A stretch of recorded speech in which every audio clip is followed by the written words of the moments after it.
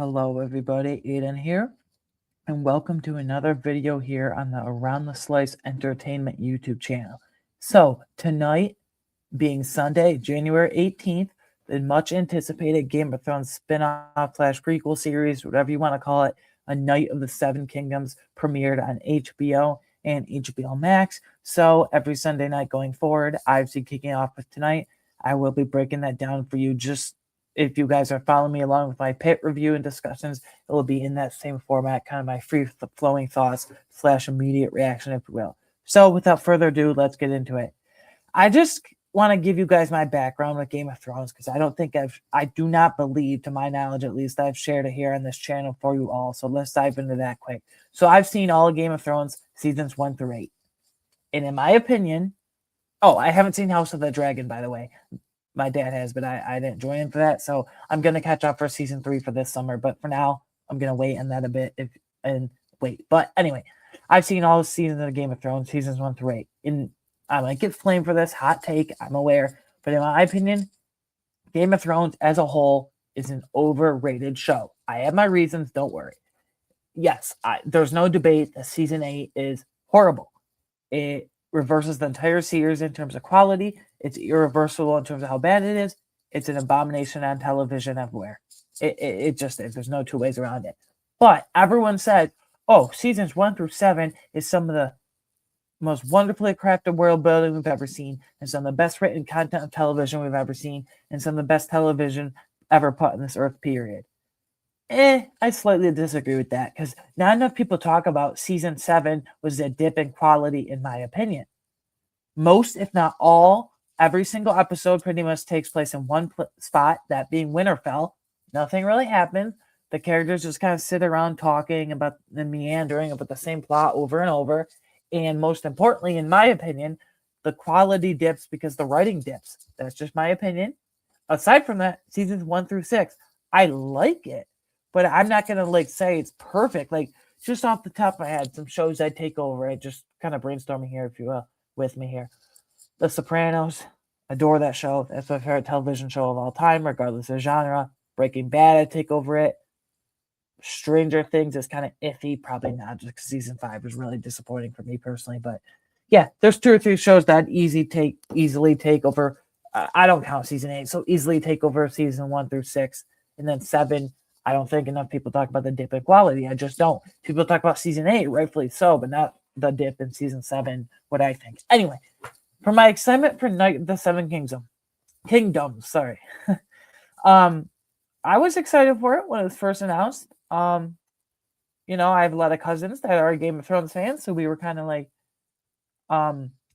excited all together. And I kind of forgot about it. And then when I woke up this morning over the past few days, I'm like, oh wow, there's a new HBO original premiering tonight. I'm really excited for that. And then I sat down to watch it when it released, and I'm just gonna keep it real with you guys. I was disappointed. I'll give you my score at the end. I have my reasons. I was really looking forward to the show, and I don't think it's slightly disappointing with me. I think it goes beyond that. I think I was legitimately disappointed. Let's get out of the way what I liked. I'm not gonna bury this episode per se, because I did like some things. I do like the relationship building, getting right into it. Also, spoiler warning, that goes without saying, but this is one of those spoiler warning. But getting right into it, I did like the relationship building, especially the final moment around the fire with Sir Duncan the Tall and that little kid Egg. It seems like he really is going to take him under his wing, and it is going to be the premise. And another aspect of the show I really enjoyed, this is probably my biggest positive, I like how self-contained it seems, at least for right now. After tonight, who knows, going forward, it could get batshit crazy and shit could hit the fan all of a sudden. But I really enjoyed how small scale this premiere episode seemed. Everybody knew everybody. Everybody knew what they were doing there. Because I'm going to be honest, as much as I love the world building in Game of Thrones with seasons 1 through 6, as much as I love how much time they craft with their characters and the dialogue, let's keep it real. For me personally, it sometimes does get a bit overwhelming. It does get too lore heavy at times. The huge globetrotting adventures do get chaotic at points. So I really like a small, self-contained this story seems for right now. But unfortunately, that's only a couple positives I can give it. And another positive. I did like how we saw one big Game of Thrones hint, the throwback, if you will. We heard the Baratheon name. I'm wondering if we're going to see different family names, surnames from the Game of Thrones universe, the show mainly. I'm assuming will, but Baratheon, number one, that was pretty cool to hear. Unfortunately, though, that's my positive. And my biggest issue, and my dad was commenting on this as well throughout, and then I said it at the end. My biggest issue with this is it's a complete tonal shift, unfortunately, which I did not enjoy from Game of Thrones, in my opinion.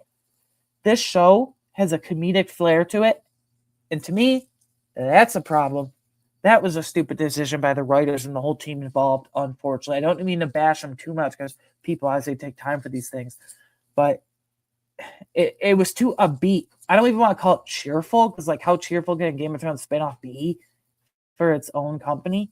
But I mean, it was too upbeat. It's hard to explain.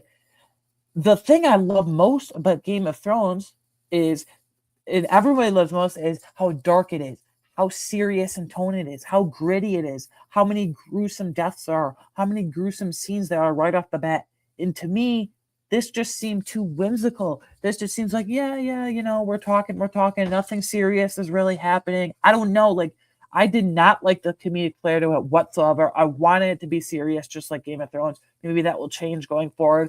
But for this premiere episode, I really did not like the tonal shift from the main Game of Thrones series. This spinoff is way too comedic for me already, and everyone's just sitting around laughing and having a go all the time, which is fine. But, like, there were no really serious moments. Like, in Game of Thrones, you hear the intensity and see the intensity right away. People are legitimately in danger, fighting for their lives. Like, they're about to get effed up multiple ways. So none of that was prevalent in this premiere episode. You never really felt that urgency as a fan or as a consumer slash witnessing the show for the first time, like everybody is, including myself. So that was really discouraging to see. And then another thing, while I do like the budding relationship between Egg and Dunks, or Duncan the Tall, whatever, I'll probably refer to him as either multiple times throughout these reviews. Sorry, you just have to get used to it. But anyway, I do like that budding relationship. But the world building, like, wasn't there. Like, I do like how self-contained this story is, so maybe that's why there's not no world building, but it moves too fast.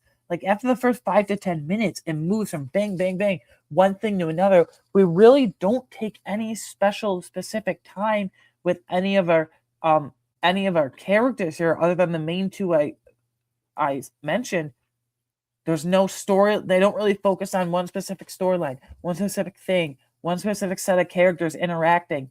It's just all over the place. So, yeah, that's just what I thought about the premiere for what is it? A Night of the Seven Kingdoms. So anyway, I'm doing this real time, so I'm probably going to give this a 6 out of 10. Unfortunately, there were a couple redeeming qualities, but unfortunately, I was overall, like, pretty disappointed. So 6 out of 10. Anyways, a lot of exciting content coming up this week.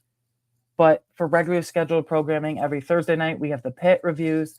And then every Sunday night now, obviously after this premiere, we have a Night of the Seven Kingdoms reviews. So join me for all that. You can see right there. Follow me on Twitter at @aWeingartner13 for any other movie and show instant takes and other stuff. And thank you for the support as always. Please like and subscribe. I'll see you in the next one. Goodbye.